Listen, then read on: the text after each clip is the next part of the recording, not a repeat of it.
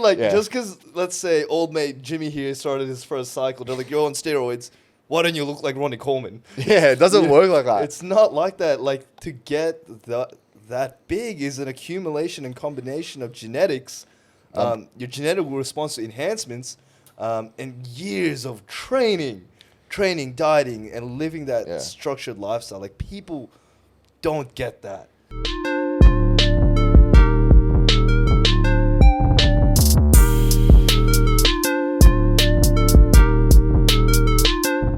Welcome to another episode of the Social Enthusiast. I know it's been a while, guys.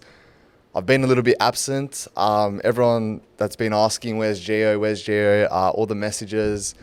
I'm not gone, I'm never gone, but you know, life gets in the way. I do live that double life. So we're back with a big guest, Alex Mendoza. Thanks for having me, man. I appreciate it. No worries. Alex is a coach, a bodybuilder, I believe a videographer. Yeah, I do a bunch of different things, man. I'd say he's kind of entrepreneurial the way he thinks. And I think he's a perfect guest to have on because he relates to me a lot. And I believe he relates to my audience, which is a lot of young males and females who are kind of lost on their fitness journey. And I think you have like some expertise in that. Is Yeah, that- 100%. So I do online coaching, and that's kind of what I'm trying to transition to full time. Don't get me wrong, I still do enjoy videography and photography, but there's a lot more fulfillment helping other people reach not only their physical goals, but overall improve their life quality, and that kind of correlates together. So I always say, you know, a strong body is a byproduct of a strong mind, and it all starts up here. Yeah. I love that. And we're going to dive into that today as well. Before we get into things, I just want to ask you, is it true? Because I see you do reshare a lot of these messages of people saying, thank you, Alex, or thank you. What do they call you, Mendoza? Alex? Yeah. So I have a bunch of random names, man. There's, they call me Alex, usually Mendoza. And, you know, there's some people call me Daddy Doza. Daddy Doza. Is that branching off the Daddy Noel? Yeah, because I think when I first started in TikTok, I had no idea what I was doing. And Noel was just popping off at the time. And I'm like, you know what? I'm just going to send it, bro. Just start. So I just decided to kind of replicate Noel's format, and it blew up. Yeah, like, and for people that don't know, like that's Noel Diesel, right? Yeah, and he's from America, right? US? He's South African, okay, but right now he's pretty much touring America. Yeah, cool. And he blew up on TikTok. For those that don't know, he done this. So describe the video just so people get it. So when Noel first started, he was very informative based, very simple, straightforward, to kind of help those that are struggling with their fitness goals, to simplify information, essentially, because there's a lot of stuff out there that can be confusing and quite conflicting. So, you know, TikTok is very bite-sized. There's not much you can talk about in such a short period of time. But essentially, Noel's, I guess, initiative or mission was to provide good information within a 15 to 30-second clip, which is awesome, you know? Short and concise, which was 100%. very, like... I think it helped a lot of beginners, and you try to replicate that, right? Yeah, because I didn't know how TikTok worked. You're like, this is working for him. I'm gonna try it. And you know what? I have to admit, Alex. You know, a lot of people would have thought you're copying him. Yeah, a lot of people gave me shit for it. Yeah, they would have, and you know that's TikTok though. You know, 100%. you're gonna copy that. Cop that. Sorry. Yeah. But it paid off, and you know what? Now you have your own unique style now. 100%. And like I can guarantee you, a lot of people look up to you in terms of your content. Yeah. So, bro, you have to start somewhere. 100%, man. And like a lot of everything that I've learned has literally been to the gym, and this is my whole philosophy about life, right? And like I don't know how much you want me to delve into it. Go. Yeah. Go hard. Okay, because like man, the first thing I want to say is I love podcasts, because I was just telling Gio earlier was it gives you a platform to really be able to express who you are, your personality, and get to know creators more on a deeper and personal level. So I tell this to everyone. I tell this to all my clients. And 2 years ago, man, I was depressed. I hated my fucking life. I hated like waking up. I felt so empty and purposeless. And I try not to forget about how I felt, because that's my driving force every fucking morning. So one day I was just in a position where I was just unhappy, and I thought to myself, what is one thing I'm really good at? You know, what is one thing that I've stuck to and have seen consistent progress? And for me, that was the gym. What's that on you? Do you play an instrument? Like For I me, would say I'd be the gym as well. I've been into fitness too. Exactly, But yeah. the thing that I can't relate with you is I was never in a hole of depression. But I can relate in the way that the gym has always been that way to escape stress. 100%. Because stress is a form of depression, in my opinion. Yeah. Like when you get stressed, your mind becomes fogged. You're not yourself, you right? can't think clearly. So I've gone periods of time without the gym, and my mindset has been shifted so far away from where it should be that I can't even focus on career, my life, 100%. things that I need to achieve. That mental clarity is so fucking important. Mental clarity is number one. Yeah, and now 100%. as you mature and get older, you just appreciate that and realize 100%. mental clarity, like, makes you a high achiever. Oh, 100%. In a way. Yeah. For me, it does at least. I think that's so accurate. But like for you, I guess, one thing you've excelled at as well is the gym, right? You'd say so. 100%. Yeah. So go back to you. Before you found the gym, what were you doing? Because I want to know who was Alex prior to this Alex Mendoza blow up on TikTok, because Dude. I want people to get to know you. Who were you? People don't realize that I've been creating content since I was fucking 14. 14. Yeah, like 14, 13. Like, I wanted this so bad. I've always wanted to create content because it was a passion. So, backtrack to when I was 12, when I was in Dubai, me and a group of friends, we, had a gaming channel. Really? It started off with Minecraft. You're a and gamer? I was a gamer, bro. No way. And I have all these videos still on YouTube, just on private. And it's the same YouTube channel. It's the same exact same one. Exact same YouTube channel. Oh, no way. So if you look on my YouTube channel, it says like created like 2014 or something. And I used to upload Happy Wheels, Minecraft. I used to look up to PewDiePie. Yeah. I never got into that, but I know that scene. Yeah. So I was a weird kid, bro. It's not weird. I Yeah. mean, you went through your childhood. Yeah, and I loved gaming, man. I felt like for me gaming, because I think inside of me, and this is one thing people don't realize why they enjoy gaming, is because there's this leveling system. You develop a character, you level up, right? But like, man, that's what life is, So you converted that to the real world. No, yeah, and that's where I was going Right. to with the gym, right? But Yeah. essentially, that's how I started creating content. That was the starting point. And then going to school, I sucked at everything. I sucked at math. I sucked at English. The only thing I was good at was like multimedia. Really? Which was like Premiere Pro, Photoshop. Yeah. And then that helped me enhance my skills. So I've been like using Premiere, Adobe, and started all this for fucking over 7 years, bro. Okay, so, and you know what? That shows in your content. Yeah, thank you. Because, like, if you guys haven't seen Alex's content, go check it out. He has very professional content. Thank you, man. Very professional. The videos are professional AF. I don't Thank want to you. swear too much. Oh, sorry, I'll keep it PG. No. I have sworn a lot, but Yeah. I don't know if that's good for the algorithm these days. Yeah. That's true, bro. I'm getting flagged. Yeah. Okay. What else was I going to say? His Instagram photos are amazing. I mean, it's all very professional. You know what you're doing. Thank you. And it shows, I guess, if you put the years in, like, 100%. myself, I've picked up a camera like a year ago, learning about photography and stuff. Yeah. So it's a steep learning curve for sure. 100%, Yeah. man. I started doing photography, 2 years ago as well. Like I was okay. into digital creation at the time, so I didn't know too much about photos, videos. I did like it's gaming, screen recording, simple stuff, Premiere Pro, learning the basics of that. But picking up a cameraman was like a year ago, 2 years ago, yeah. It seems like you've been doing it for like 10 years. The No, way thank your you, man. content has turned Thank you. out. No, I appreciate that, man. It's just and that's the thing, man. Like it's all about just time, effort, and how much discomfort you're willing to put yourself through, and that's how you grow rapidly, right? Yeah. And let me ask you, like, your goals 2 years ago, what were they, and what are they like compared to your goals now? Goals 2 years ago. So before okay. TikTok, I'd say. Interesting. Because 2 years ago, it would have been very different, I bro, assume. TikTok I started like 6 months ago. Like 6, 7. Yeah. Seriously? Yeah, I bro. swear you've been on TikTok a lot longer. No, I haven't been that long. Maybe a little bit longer now. Like, I do believe you. So- 8 months, I think. But Okay. I started during COVID. No way. This year, COVID. Seems like you've been, you know what, you've just killed it. That's why. Thank you, man. Yeah. And that's the thing, man. There's so many things I want to dig into, but I feel like we'll just keep jumping No, from place to you place. can jump into it. Yeah, Go. okay. Yeah. That's the thing, man. And this is my biggest advice to a lot of people. Everyone's always like, hey, man, how do I start? Or let me wait till I get shredded, or let me wait for this, let me wait for that. I've heard that many times. And I'm like, there's no perfect time. Yeah. Just start. Oh, thank you. Bro.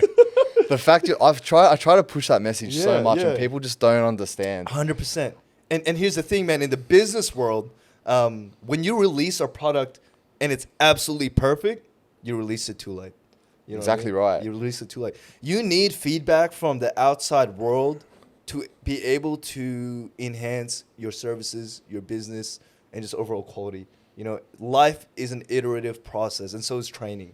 It's constant revisions, constant reassessment, and that's how you flourish as an individual, just in general. You know what I mean? Yeah, that's right. And, you know, people hold back because I think they have insecurities.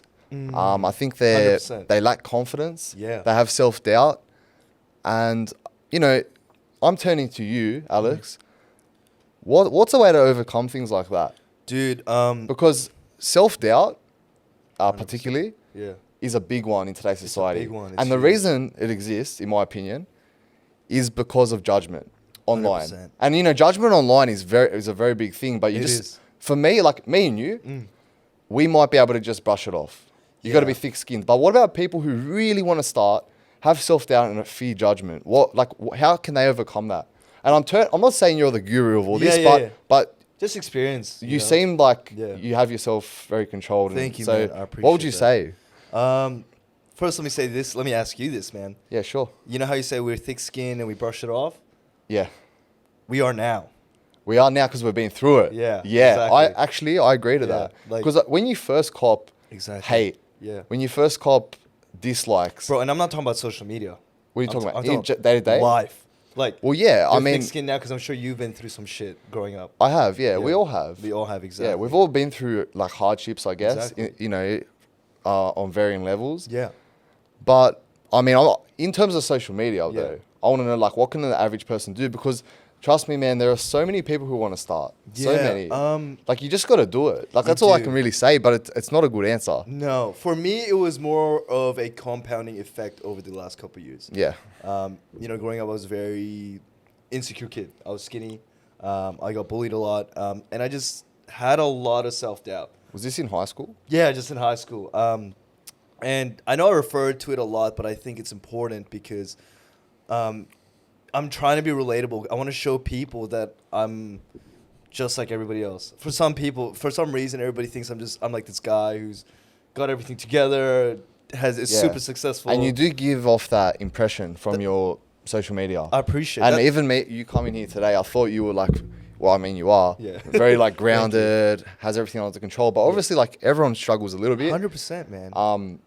And that struggle is important. That struggle is very important. And I want to share that aspect because people see the now. And this is, again, stemming back from training. I learned all this through training and I wouldn't say bodybuilding because I don't compete, but that lifestyle and the constant discomfort. But my point being is, you know, people see some of these physique, but nobody sees what it took to get to that physique. Exactly. Right? And that's the same with self-development and self-character. Yes, I might seem composed together, like I don't, you know, I can brush things off, but a couple of years back, I wasn't, like, words got to me, and I struggled to manage that. I struggled with talking to people and taking criticism. But once you accept and understand that it really depends on how you respond to the situation and what you make of the messages. So if somebody calls you, you know, skinny, for example, it was my decision by the end of the day to do something about it. You know what I mean? So I worked on myself. I could have sat at home and self-pitied and cried and moaned about it. Yeah. But I chose not to because that won't bring you anywhere. Yeah. You know what I And mean? you have that motivation for yourself. But 100%. what's my train of thought? I was going to say, Yeah. I was going to say something. I lost it, yeah. I think, like, it's a bit of a long answer, but the advice to give to people that are worried about starting, essentially was your question, right? Yeah, go on about that. What I did growing up, whenever I would be scared of doing something, I would count to 3, and on 2, I would do it and say, fuck it. That's it. That's all I did. And I did that with everything. To this day, I am in constant situations where I'm uncomfortable, and I'll just count to 3, on 2, say, fuck it, and just do it. You still do that? I to this still day? do that. Everything, every day. Like I'll always put myself in stressful situations just to grow. I'm trying to steer away from that now because it's killing a lot of time. You know? What's killing time? Because now I'm like, okay, I'm a little bit more established. I need to be smarter with my decision making. Oh, for sure. To continue to move forward. Yeah. You don't need to like, kill time on like all these tedious things that you don't need to do anymore. Exactly. Yeah, but you have that leverage now. It's a bit different. It is a bit different. Yeah, 100%. I was gonna say, how you said people don't see the work that goes into it. Yeah. Is that kind of a reason you like social media for yourself? Because you can portray like all the hard work you do put in behind the scenes, like the stuff that that last photo that you take in the gym and you post it, that picture, they say picture tells 1,000 words. They don't see like all the meal prepping, the 2 sessions that you squeezed in that day, just waking up at an early hour of the morning. They don't see all that, right? They don't. So is social media a way to like portray that? When I first started Instagram, for me, Instagram was a creative outlet. It was a journal for me to look back on, reflect on my life, and have a platform to express creativity and emotions. I love that, man. You're so well. Can I just say, Alex is really well spoken. Thank you, man. Man, no, that's go on. It's like poultry. Thank you, man. But that's how I looked at it. Everybody has their own different way of self-reflection and journalism. Yeah. For me, I don't like writing. I don't like reading. Same. I like taking photos. Oh, reading's not bad. Yeah. I need to read more. I just started. Yeah. That's so good. I need to pick up on that. But for me, it was Instagram. And I'm like, hey, man, look, if nobody cares, I'm just doing this for myself to practice. The first time I picked up a camera was to do a photo shoot. It was literally just me and a mate. We put together an outfit and we're just like, fuck it. You know what I mean? When was this? Like when you first started learning about cameras? When I first started doing photos, this was like a year, maybe a little bit over a year ago, maybe a year 0.5, like 1.5 years. Okay, yeah. Something like that. And yeah, man, it just compounded to today. All right. And now where you are today, all right, can I just say, Alex is massive. Oh, bro. No, he looks incredible. His legs are humongous. They're huge. Thank you, man. His whole body is like very sculpted. Very good physique. You too, bro. You look nice. Thank you. I looked better. I've let myself go. Hence the baggy clothing today, guys. But we don't talk about that. No, the fit is fresh, bro. Thank you. The shoes are nice. Thanks, man. Then you. But anyway, enough about that. Enough about the fit. I want to talk about a bit about the bodybuilding stuff now. Yeah. Okay, so before we go into like your journey on that, the most common question, I've received, and I'm sure you have, in the gym, a guy will come up to you and they'll just be like, how do I get massive, bro? Yeah. The most typical question. And you know what? They're looking for gym hacks. And I don't like that term because I don't think there are any gym hacks, personally. There's no gym hack. Yeah. It's a compounding effect of everything you do. Yep. I agree. What's your answer to someone who comes up to you in the gym and says, how do I get massive, bro? I'm going to have to think about that one a little bit. I actually don't get... You don't get that? What do you get?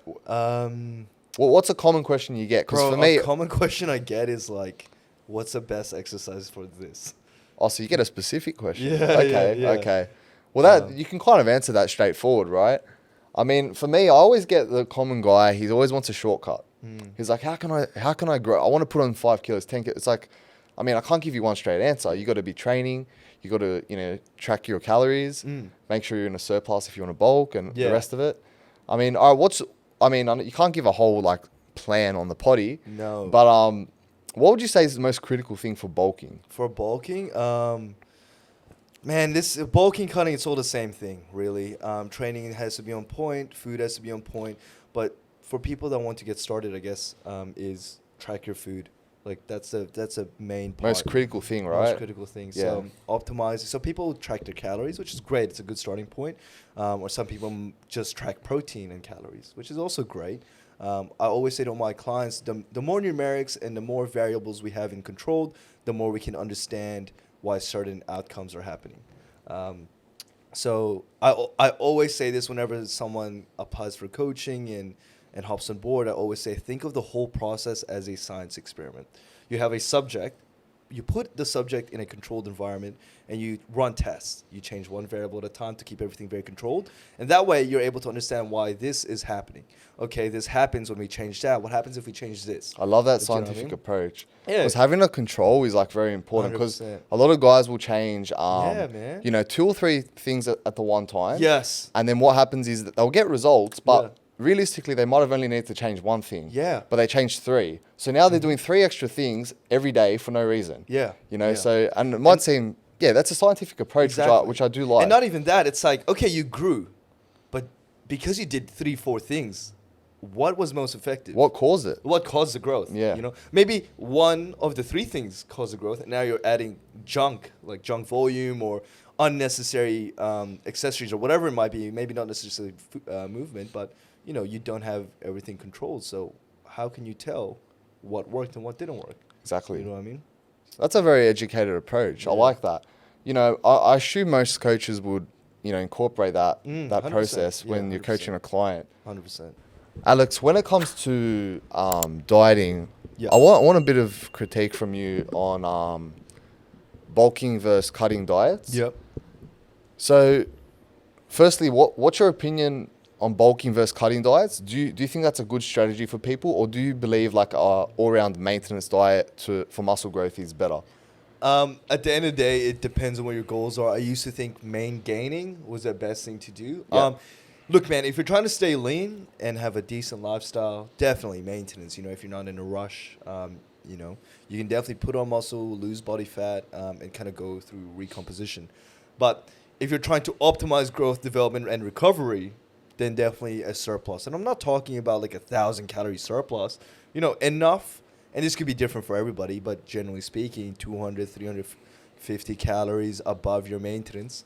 Just slightly. Exactly, man. It's plenty. And for you, that might be 4,000. For me, it might be 3,500. Yeah, everyone's different based on Everybody's very their different. size, I guess, and metabolism. Their size, metabolism, their caloric expenditure, their lifestyle, everything. Yeah, they all play a factor. 100%. Again, so many different variables. And to really understand what your maintenance is, because you'll never really know. You'll have an idea, but you'll never have a 100% accurate number. You know what I mean? The more everything is controlled, the better you can kind of predict what the outcome of this current environment would be, if that makes sense. It does. Yeah. And, you know, with me, funnily enough, I've never actually, you know, they got those calculators that can Yeah. calculate like your maintenance. Yeah. I've never used one. Yep.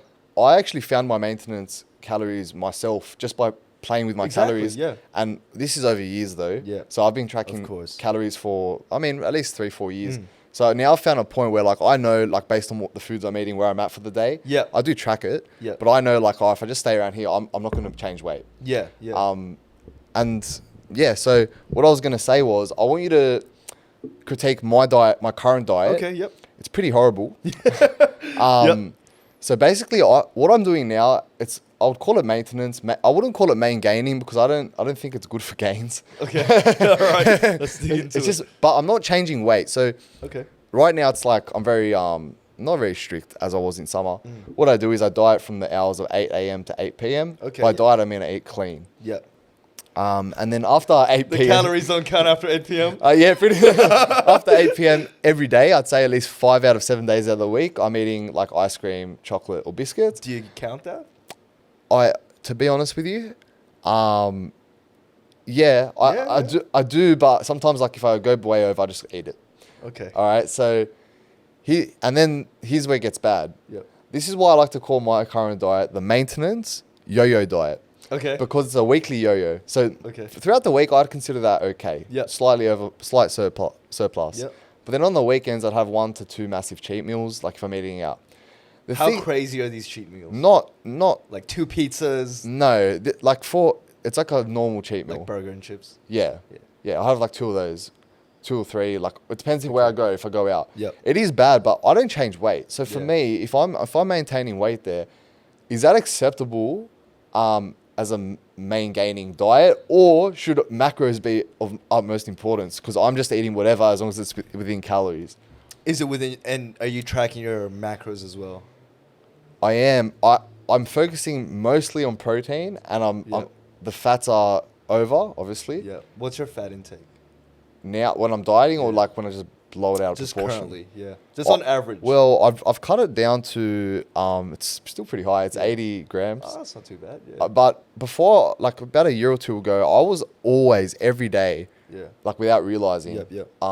over 105, 110 grams of fat. Wow. Okay. That's And that pretty was high. high. I had a high fat diet. I didn't realize. Yep. And I couldn't really put it down to why it was like that either. Yep. I used to, I don't know, just ate a fatty diet. Yeah, that's so fair. I cut it back. And when I cut it back to 80, my body composition changed dramatically. 100%. Yeah. Like I just started getting, I mean, now I can't really Yeah. show anything. No, you look good, man. Sorry, guys. No, but I started getting very vascular and stuff Yeah. like that. And it was just through macros, changing Yeah, that. so macros has a massive influence on your overall body composition and as well as your performance. And just if we're looking at optimizing, because you can get results doing whatever, but if we're talking about efficiency and optimizing, that's when the conversation kind of changes. So you're trying to say that what I'm doing now works, but it's not optimizing my potential. Yes, Like it works. Look, you can tell it works. You know, I mean, you look great. Your body's the same weight. Are you getting stronger? No. Okay. So you're on maintenance. I'm at maintenance. Yeah, I'm okay. strong, but I'm not that. But getting here's strong. another thing. Like, do you track your lifts in the gym? My lifts. Yeah. No. So how No, can you tell if you are getting strong? Technically, Yeah. I do. I do because I do every second week is like the same session, and then I try Every second week? What do you mean by that? No, like every week is the same, It's the same split. but I might change like between like on chest day I might do bench, max out a bench press, then max out like a dumbbell, which is a slightly different movement. Yep. But every second week I'm saying like they alternate, Yes. which is fine. But I'm still testing my max every week. Well, So yeah, I am tracking it. in a way, it's still a consistent environment, right? Yeah, it's consistent. It's still 100%. consistent because, like, Yeah. I mean, every fortnight, you know this what you're doing, and you can compare the data. Yeah. From- I don't write it down if Yeah. that's what you meant, but I do track it in my head. I know. Oh, last Yeah. time I did this, so let's push. I the used to do that boundaries. as well, but I log every lift, and so I log my lifts, my rep, how much weight. Is there benefit in that? 100%. Because again, more data, right? So the more numerics we have, the more we can understand. And I try to keep everything the same for myself, for all my clients. I have a coach too. Shout out to Ethan. Oh, you have a coach. I have a coach. Oh, cool. Because of, for everybody that doesn't know, I am enhanced, and I am currently, prepping for America essentially. Prepping for America. Yeah. Okay, So nice. I have a coach because of enhancements. That's why I got a coach. For safety. For safety and health. Yeah. That's why I need somebody Yeah. to, because I'm not experienced enough about compound usage. Yeah, 100%. So, he's an IFBB pro competitor. And Who is this Ethan? Is he from Sydney? he's from Sydney. Yeah. So, Okay, so cool. he's, the reason I got him is for enhancements, essentially. Enhancements, accountability, but through that process, I learned so much more about training and programming as well. So it's very good to kind of have, mentors yourself, whether that be coaching or life in general. I like how you reached out for guidance and knowledge because I really can't stand when guys. I mean, no offense to anyone, but like a lot of guys just throw in compounds. Yeah. With no knowledge on what they even do. And that's what happened. Like, Oh, so you did that? I didn't do that, but I had.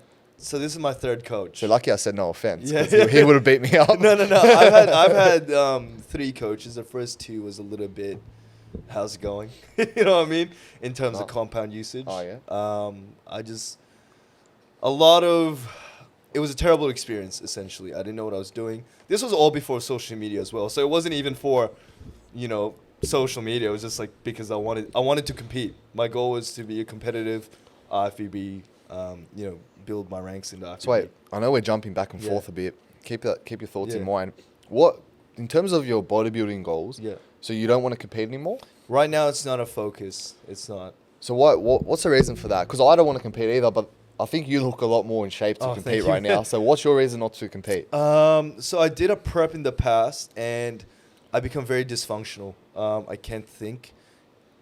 Lifting and bodybuilding consumes my life so much that I was just miserable. I couldn't focus on businesses. I couldn't focus. Like, it's fun. I want to do it one day just to see how far I can push myself. But right now, with my current goals, I need to set up my future, right? Yeah.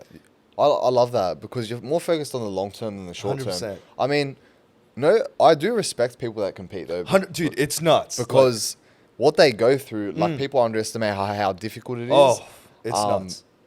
But yeah, if you're focusing on like life, that's obviously more important in the long run. So 100%. I mean, like, don't get me wrong, man. People can make a life out of bodybuilding. you can. It's not the best career. In terms of efficiency, Yeah. you know, there's a lot of... I wish bodybuilding... Look, bodybuilders are... It's not a healthy sport, number one. It really isn't. It's That's another thing I wanted to touch on. Yeah, well, let's talk about it because, you know, more and more people are, you know, losing their life. 100%. Post bodybuilding. Yeah. And I can't recall any names, but I've seen recently... Sean Roden. There's a few. Yeah, I've seen a few lot, recent. Yeah. It's very sad. It is. Rest in peace to all those bodybuilders. Yeah. And it's just... I mean, it's sad for the sport because as it's growing, it just gets... It keeps deflating back down. It tarnishes the sport, that's right. But you know what, man? What's actually crazy is it's because of the way media portrays it. If you look at statistics, not many competitors die in comparison to like swimming or something. Like swimming? Yeah, like what do you mean? So I was looking into it. I don't remember exactly. Wait, swimming? Yeah, no, okay, it might not be swimming. Come on, dude. Like, I think it was swimming. I could be wrong, but maybe gymnastics, I would believe you, but swimming. I don't know, man. Maybe people drowning. Yeah, okay. Anyways, look, I don't remember what sport. No, I don't remember off the top of my head. Yeah, all good. I didn't look into it that much, but it was something about the numbers of bodybuilding competitors. It wasn't as high compared to some other bunch of different sports. There was a few different sports. It wasn't actually as high. It's just that the media likes to project that out. Because people love drama. Yeah, and they're like, oh, see those steroid users? They're dying. It's not good. They put such a bad name on enhancements. And yeah, look, don't get me wrong. It's for some people, it's not the best. But there's a lot of benefits to testosterone.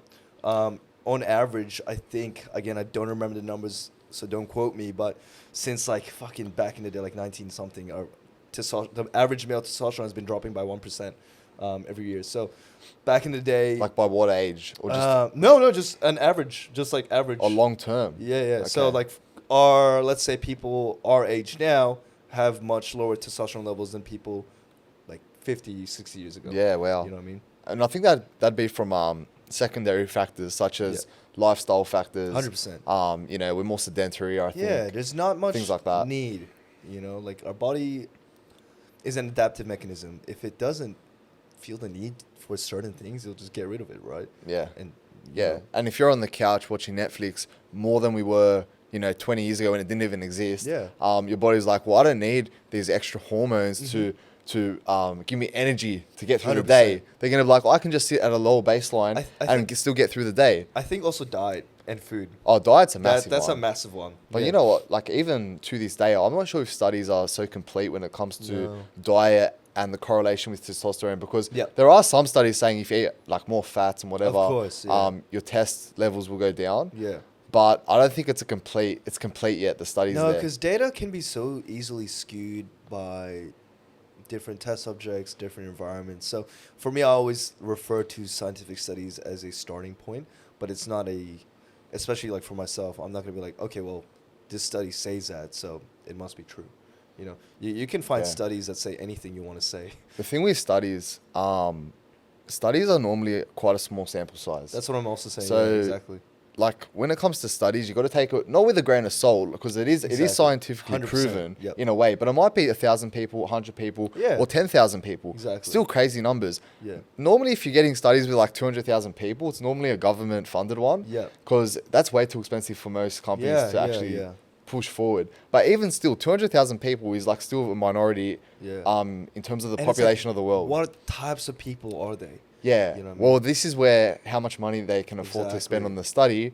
And normally science isn't very funded. So, unfortunately, So if they did want to do it properly, they could, but it would cost too much money for what it's worth in a way. Like, let's say you do want to test levels, and the impact diet has on that. I mean, what's it going to prove really? Like, the government's going to be thinking, or some organization will think, oh, what's the point of spending like, 4 million on this? What are we going to get out of it? Probably $0. It's just to prove something. That's the way the world works. It's just about money. It's like, how much money are we going to get in? The world is revolved by business, unfortunately. So unfortunately. It's sad because, we have the technology and knowledge now to know these things. Just no one's really going forward with it. Yeah. And that's where bodybuilding could actually be shifted, the landscape of bodybuilding, I think, because people are, losing lives. But, 100%. if they just not promoted it, but Spoke about it more. I'd say regulated the steroid use in a way.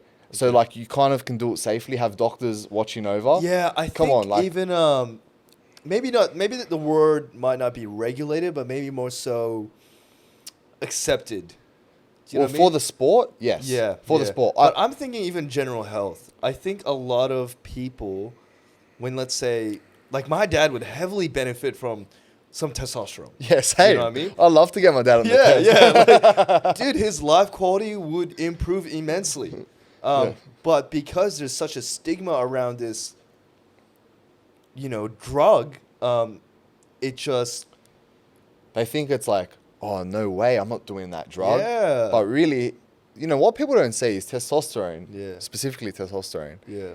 Because all the other stuff is for completely different usages. Yeah, a lot of them are anabolics. Like, these are all anabolic in their own way, but some are more anabolic than others. Yeah. Testosterone is, the male hormone that we produce. So it is just, artificial. It's like supplementation. It's the artificial male hormone of supplementation. It's like taking protein powder. Look, what? My opinion on testosterone is that after, let's say you do want to reproduce and have children. That's true. Yeah, it can impact that. But I'm saying after you do have children, I don't see any harm in running HRT for the remainder of your life if you have low test symptoms. There's other compounds that can assist, with the preservability of your fertility, like HCG. Yeah, And typically what people do, and that's prescribable as well. Yeah. I don't know exactly the chemical effect and what it's supposed to do, so I'm not going to delve into that. Yeah, I used to, but I can't recall. Yeah, now. I can't recall off the top of my head. Yeah. That's that can be prescribed as well. I know some people that are on HCG to kind of help elevate their natural testosterone production, whilst keeping them fertile. And a lot of bodybuilders run testosterone in cycles with HRT or use HCG, and some of them use HCG afterwards to recover and have children. A lot of bodybuilders have kids. I know that, yeah. Like more do than not. But, yeah, exactly. You do get that freak story and it scares people. And you know what? If you are very scared of that, I wouldn't suggest using tests I wouldn't any steroids. I wouldn't recommend using any steroids unless you're under the average, average range. Yeah. So that's the only time it'll be beneficial. I agree with that because if you have, this is my overall opinion. Like if you have low test symptoms, especially like if you're in your 20s, 100%. and you have low test symptoms, things like what are some symptoms like feeling tired, depressed, lack of energy, lack of motivation is a big one in males. Lack of libido. All those things, like if you're having that, in your 20s, you should probably get checked out. 100%. Even just out of curiosity. Like we're not here telling you to go hop on steroids. That's the last thing I want people to do. But it's good to have a better understanding of your body. And understanding why you feel that way. And sometimes it might not just be testosterone. You might have less energy because your vitamin D levels are low. Exactly. That's a big one too. Yeah, exactly. Do you supplement vitamin D? I do now because I was vitamin D deficient. Much like I was testosterone deficient, essentially. So you actually were deficient? I wouldn't say, I was still within range. Like in a blood test, yeah? Yeah, like I think it was like 240 total free. Okay. And free what? Total free tests, I believe. Oh, that's quite low. It is quite low. So the normal range, I think, was like 275 to 700 something. Yeah. I don't remember the numbers off the top of my head. But it was pretty low. And genetically, my dad used to have actually testosterone shots. Oh, really? Yeah. So you got the hookup? No, I mean, like, this was years ago. Oh, okay. It was, and So he would do it like once a month. Like, he didn't save the prescriptions for you? No. I wish. You didn't dig into his drawer and stuff? No. But yeah, like, it's kind of like protein powder, right? And I'm not saying... What? The concept of it is like, why do you take protein powder? To recover. But like, that's why you eat protein. Yeah. But why do you take protein powder? To supplement my life, my diet, to supplement my muscle, the lacking protein. Well, okay, yeah, that's the answer you wanted. Yeah. So, why would you take testosterone to supplement lacking testosterone? Yeah, exactly. So it's the same kind of concept. It's on par. Exactly. Yeah. I'm not saying it's there's a lot more side effects to testosterone, but I'm saying people make it sound so much worse than it is. You know what I mean? There's a lot of health benefits if you're deficient, and I'm emphasizing deficiency. Yeah. Because when it starts to become detrimental when you are above a certain range. And like in America, man, the natural range is like 1,000 something. The natural range. Yeah. So what, if you're under that, they just prescribe it? No, so okay, Surely the not. top natural range Okay. it's like 500 to 500? something like that. Something That's crazy. crazy. What Like the Australian numbers are so low. That is insane. Yeah. Because I had this convo with someone on the podcast, but I want to say it again. Like in America, you know, it's much easier to get prescribed 100%. testosterone. Everyone there's so much bigger. Yeah, because they're all on test. In Australia, we're here like depleted as fuck. And we're just Eating our organic vegetables. we're here like just lifting whatever we can and just decaying away every night. Yeah. It's bad. But I was gonna also ask, as we were discussing, being on test in your 20s, what's your opinion on that? On staying on HRT from your 20s to the end of your life, because that's That's a big commitment. it's a big commitment. commitment. But what's the difference? If you're staying on HRT in your 30s to the end of your life, compared to the Your 20s. body becomes a lot more reliant on the compound, obviously. Yeah. And you do definitely, it definitely does have some effects. I can't say because I haven't lived. Yeah, we haven't lived it. I yeah. haven't lived it. But you do have to think about it, and like I do, and I get that's something. That's another thing. It's like you gotta understand what you're committing to. Yeah, it's a big commitment. It's a huge commitment. There's a lot of things that gets in your way. There's a lot of things you might not be able to do because you're on, you're enhanced. You know what I mean? And another thing people need to understand is that you don't inject and you blow up. You know what I mean? no. Like no. that's just Or it's how it especially works. not testosterone. No, That's no. imagine. Look, the way I like to think of it is, let's say you're a male. This doesn't apply to females. Yeah. So if you're a male, imagine you on your best day. Yeah. Imagine you on your best day in terms of energy, motivation, confidence. That's what being on test is. Yeah. You don't get big. To get big, you're gonna have to put in all the work Yeah. that any other bodybuilder does. 100%. But that's the good way of thinking Yeah, about exactly. Like if I take tests now and I just sit here, it. Nothing will change. it's not gonna do shit. Nah. It's not gonna do anything, man. Yeah. So I hate the idea of people discrediting users. And there's a spectrum of enhancements. Like just because you're on tests doesn't mean you can compare me to C-Bum. Yeah, no. He's on a lot more than that. Do you know what I mean? Like Yeah. just because let's say old mate Jimmy here started his first cycle, they're like, you're on steroids.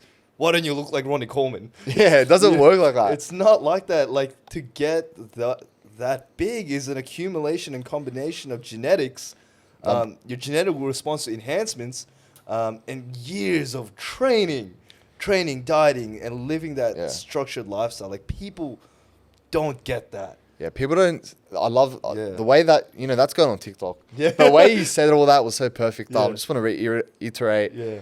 What'd you say? Genetic response to enhancements. Yeah. That's so important. Number Yeah, one. yeah. And then you said the time put in. Yeah, the time put it in the work. Yeah, the lifestyle. That's what it is. Like it's a whole lifestyle. It's not like one cycle for 8 weeks and No, then you're big. Because I mean, if you're wanting to try that, I'm not encouraging steroids, but go ahead because you'll be very disappointed. Yeah, So that's a very good point. People think they're gonna pin and it's gonna solve all their issues. No, you're gonna be like, this is it. Yeah. But you know why that stigma came about? Because you might get 9 guys who do test and get, I'd call it average results. It's still great. Yeah. And then you get that one guy who does Trenbolone on his first cycle and looks, a lot better than the other 9 guys. And then that guy, everyone calls him a cheater because it's so obvious. Exactly. So then everyone's stigmas are. Do you have any idea how many people in my local gym are on steroids? Like, Oh yeah, you know what I mean? everyone. I'd say 50% of my so gym. many people are, man. Yeah. But here's the thing: you can't even tell. Yeah, no, You know what I no. mean? You can tell the people that actually know what they're doing. You can and tell- some of these, I would even say kids, man, are taking such high dosages Yeah, it's scary. I know. and such minimal results. I know. You know? Like, But what does it come down to, Alex? um, Because I think, tell me what you think it comes down to. in terms of getting the results, What? No, in terms of no results, I think it's the lack of knowledge. it's a lack of knowledge, thinking that it's a shortcut. When you're enhanced, you're putting your body and your organs under stress. You're potentially cutting years off your life. Yeah. You know, people don't think about that. Yeah. So you gotta, when you make the decision to go on a cycle, you gotta understand what you're digging into. You know, this is a lifestyle. When I first started, I thought, oh man, one cycle, I'll be sweet. You know? What? In and out, never again. Yeah. I'll be Ronnie Coleman. Yeah. Like, that's literally what I thought. I was like, one cycle, I'm going to be massive. And then, I was still training hard. I've always had that foundation. And I would train equally as hard when I'm off. You know, that doesn't matter to me. That's very good. You know, my diet is the same, the consistency. Because I've trained naturally for 5 years. So I've been training for a very long time. Yeah, that's a reasonable amount of time. Yeah, it's a long time. And I mean, also, enhancements are enhancements. If you look like shit, you're going to look slightly less shit when you're enhanced. That's literally a good way to put it. I always slightly say less that. shit. Yeah, I love that. You're gonna be a little bit better. Bro, Greg Doucette would be so proud of you, man. No, because we actually, because I was filming Chesty's interview. Yes, actually, that's the next topic.